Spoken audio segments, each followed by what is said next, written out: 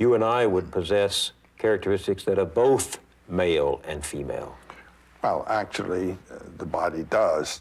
And in that yin-yang figure from China, you know, in the dark fish, or whatever you want to call it, there's a light spot, and in the light one, there's a dark spot. That's how they can relate. You couldn't relate at all to something that, of which you did not participate, into which you did not participate at all. That's why the idea of God as the absolute other is a ridiculous idea. There could be no relationship to that which is absolute other. The question arises, discussing the male-female principle, the virgin birth, the spiritual power that gives us the second birth. The wise people of all time have said that we can live the good life if we learn, in fact, to live spiritually. But how does one learn to live spiritually when one is of the flesh? Remember, Paul said the desires of the flesh are against the spirit, and the desires of the spirit are against the flesh. How do we learn to live spiritually? Well, that was in ancient times and in primitive times, the business of the teacher.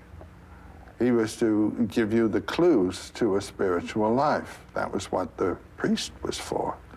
Also, that was what the ritual was for.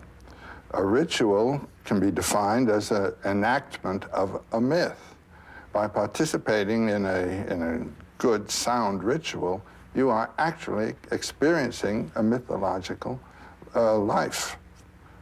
And it's out of that one can learn to live spiritually. These stories of mythology actually point the way to the spiritual life. Yes, you've got to have a clue.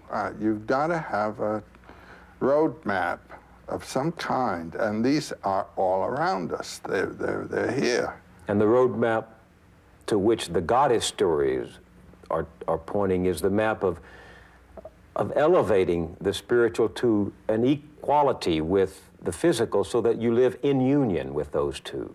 Yes, there you come to the real sanctity of the earth itself, because that is the body of the goddess. When Yahweh creates, he creates of the earth and breathes his life into it. He's not there. She's there. Your body is her body. And there's that kind of identity. Well, that's why I'm not so sure that the future of the race and the salvation of the journey is in space. I think it is well right here on Earth, in the body, in the womb of all of our being.